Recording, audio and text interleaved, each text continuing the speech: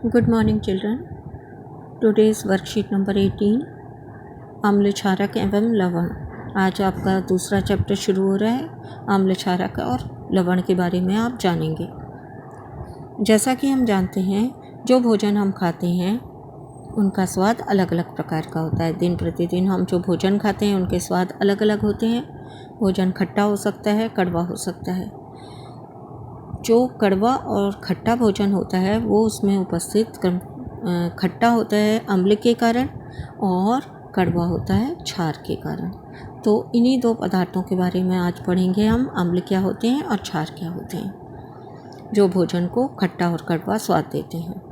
अम्ल दही, नींबू का रस, संतरे का रस, सिरका आदि स्वाद में खट्टे होते हैं। ये सभी वो पदार्थ हैं जो हम दिन प्रतिदिन खाते हैं, भोजन के रूप में लेते हैं और इनके स्वाद खट्टे होते हैं। इनके स्वाद खट्टे क्यों होते हैं? क्योंकि इनमें अम्ल होता है। ऐसे पदार्थों की रासायनिक प्रकृति अम्लीय कहलाती है। ये नेचुरल या प्राकृतिक अम्लों के उदाहरण हैं जो दही में, नींबू में, संतरे में या सिरके में उपस्थित होते हैं। क्षारक क्या होते हैं? क्षारक जो हैं वो पदार्थ स्वाद में कड़वे होते हैं, जैसे baking soda, sodium hydrogen carbonate, baking soda या खाने का सोडा, जिसे हम अपने भोजन को पकाने के लिए प्रयोग करते हैं। इसके विलयन को यदि आप उंगलियों में के बीच रगड़ते हैं तो ये आपको साबुन जैसा चिकना प्रतीत होता है। तो क्षारक चिकने होते हैं और ऐसे पदार्थ क्षारक कहलाते हैं जो चिकने होते हैं और स्वाद में कड़वे होते हैं। और इनकी प्रकृति क्या कहलाती है? ऐसे पदार्थों की प्रकृति को हम क्षारीय प्रकृति कहते हैं। लवण क्या होते हैं? लवण वे यौगिक हैं जो अम्ल और क्षार की क्रिया से बनते हैं। जब अम्ल क्षार से क्रिया करते हैं तो लवण और जल बनते हैं। इनके उदाहरण NaCl, सोडियम क्लोराइड, जो नमक हम प्रतिदिन भोजन के रूप में लेते हैं, कॉपर सल्फेट, ये कुछ लवण के उदाहरण हैं जो अम्ल और क्षार की क्रिया से बनते हैं। इनका प्रकृति जो है वो उदासीन होती है, क्योंकि ये अम्ल और क्षार दोनों के प्रभाव को, अम्ल और क्षार एक दूसरे के प्रभाव को नष्ट कर देते हैं, इसलिए ये उदासीन प्रकृति के होते हैं। यहाँ पर आपको क्षारक के और अम्ल के गुण धर्म दिए हुए हैं। तो क्षारक के कौन से गुण धर्म होते हैं? ये लाल लिटमस को नीला कर देते हैं। दूसरा, इनका स्वाद कड़वा होता है। तीसरा, ये जलीय विलयन में OH आयन देते हैं। और नंबर 4, ये साबुन जैसी चिकनाहट प्रतीत होती है। इनमें साबुन जैसी चिकनाहट, अर्थात इन्हें हाथ में रगड़ने पर ये साबुन जैसे चिकने प्रतीत होते हैं। तो ये 4 कैरेक्टरिस्टिक्स आपको जब गुणधर्म पूछे जाते हैं क्षारीय पदार्थों के तो लिखने होते हैं। नंबर 1, ये लाल लिटमस को नीला कर देते हैं। नंबर 2, इनका स्वाद कड़वा होता है। नंबर 3, ये जल में घुलने पर OH आयन देते हैं। नंबर 4, ये साबुन जैसी, जब इन्हें हम हाथ से छूते हैं तो ये साबुन जैसे चिकने प्रतीत होते हैं। इसी तरह आपको अम्ल के गुणधर्म पढ़ने हैं। अम्ल के कौन कौन से गुणधर्म होते हैं? अम्ल क्षारक के उल्टे होते हैं। ये नीले लिटमस को लाल कर देते हैं। इनका स्वाद खट्टा होता है। ये धातुओं का संक्षारण करते हैं, अर्थात धातुओं में जंग लगने की प्रोसेस होती है। इनके संक्षारण का अर्थ होता है धातुओं की ऊपरी परत का खराब होना या हटना। जलीय विलयन में कौन से आयन देते हैं? ये जलीय विलयन में ये H आयन देते हैं। तो ये अम्लों के गुणधर्म है।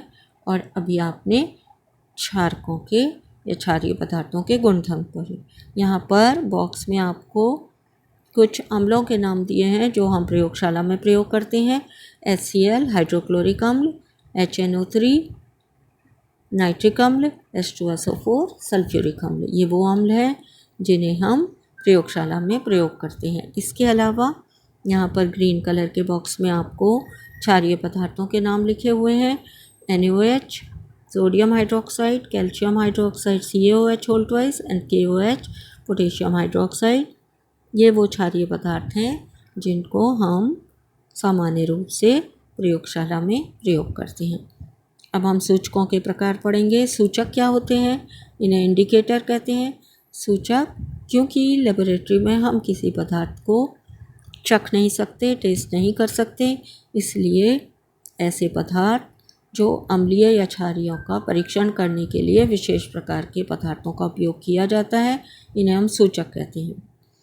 जो पदार्थ अम्लीय और क्षारीय पदार्थों का पता लगाने के लिए प्रयोग में लाए जाते हैं उन्हें हम क्या कहते हैं? सूचक, क्योंकि ये अम्ल और क्षारकों में अलग अलग रंग या गंध देते हैं, इसलिए इन्हें हम सूचक कहते हैं। अब सूचकों के कितने प्रकार होते हैं?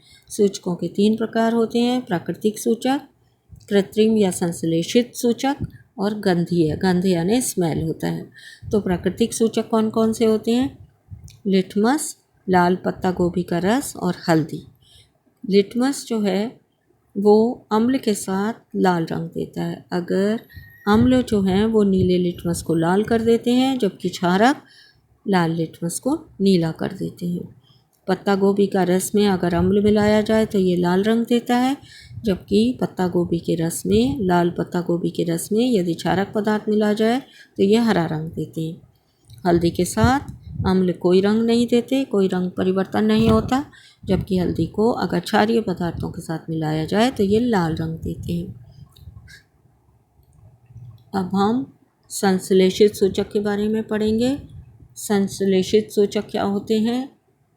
नंबर 1 मिथाइल ऑरेंज और नंबर 2 फिनोल्फ्थलीन।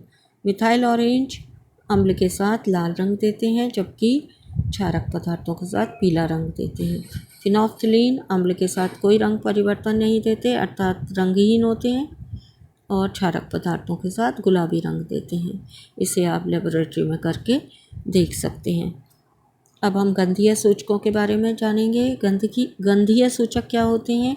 जिनकी गंध द्वारा जो अम्ल और क्षार में अलग अलग गंध देते हैं। गंध से हम अम्ल और क्षार का पता लगा लेते हैं। प्याज का रस एक तीक्ष्ण गंध देता है अम्ल के साथ, जबकि क्षारक पदार्थों के साथ कोई गंध नहीं देता। वनीला एसेंस की जो गंध है वो अम्ल के साथ समान गंध रहती है, अर्थात वनीला एसेंस की गंध बनी रहती है, जबकि क्षारीय पदार्थों के साथ कोई गंध नहीं आती वनीला एसेंस मिलाने पर। लौंग के तेल में भी अम्ल के साथ मिलाने पर इनकी अपनी गंध बनी रहती है, जबकि क्षारीय पदार्थों के साथ मिलाने पर इनमें कोई गंध नहीं आती। अब हम प्रश्नों के उत्तर देख लेते हैं। प्रश्नों के उत्तर कौन कौन से हैं? पहला प्रश्न आपसे पूछा गया है, अम्लों और क्षारकों के बीच अंतर बताइए।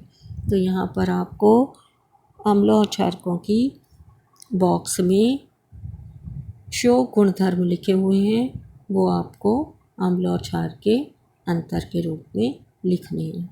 यहाँ पर देखिए, नंबर 1 पर आप लिखेंगे क्षारीय पदार्थ लाल लिटमस को नीला कर देते हैं। नंबर 2 स्वाद में कड़वे होते हैं। नंबर 3 जल में घोलने पर OH आयन देते हैं। और नंबर 4 साबुन जैसे चिकने होते हैं। इसी प्रकार अम्ल के बारे में आप क्या लिखेंगे? अम्ल नीले लिटमस को लाल कर देते हैं, स्वाद में खट्टे होते हैं, धातुओं का संक्षारण करते हैं और जलीय विलयन में H आयन देते हैं। तो इस तरह आप दोनों के गुणधर्मों को लिखेंगे तो अम्ल और क्षार में अंतर पता चल जाएंगे। क्वेश्चन नंबर 2 कहता है अनेक घरेलू उत्पादों जैसे खिड़की साफ करने वाले पदार्थों आदि में अमोनिया पाया जाता है। ये लाल लिटमस को नीला कर देता है। इनकी प्रकृति क्या है? तो इनकी प्रकृति क्या होगी? क्योंकि ये लाल लिटमस को नीला कर देते हैं। लाल लिटमस को कौन नीला करता है बच्चों? क्षारीय पदार्थ। तो इनकी प्रकृति कैसी होगी? क्षारीय। ये क्षारीय होंगे क्योंकि ये लाल लिटमस को नीला कर देते हैं। क्वेश्चन नंबर 3 सही अथवा गलत लिखिए। नाइट्रिक अम्ल लाल लिटमस को नीला कर देते हैं। ये गलत है बच्चों, क्योंकि अम्ल नीले लिटमस को लाल करते हैं।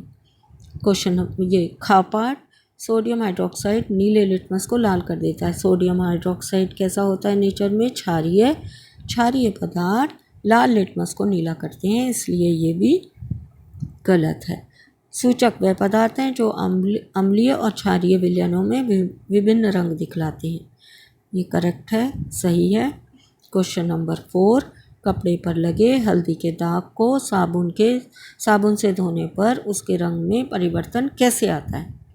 जब हम हल्दी के दाग वाले कपड़े पर साबुन लगाते हैं तो ये लाल रंग में परिवर्तित हो जाता है। ऐसा क्यों होता है बच्चों? साबुन क्षारीय प्रकृति का होता है। क्षार जो है क्षारीय पदार्थ साबुन के साथ हल्दी के साथ लाल रंग देते हैं, हल्दी को लाल बदल देते हैं। तो हल्दी के दाग को साबुन से धोने पर ये लाल रंग में परिवर्तित हो जाएगा, क्योंकि हल्दी क्षारीय पदार्थों के साथ लाल रंग देती है। Thanks for watching.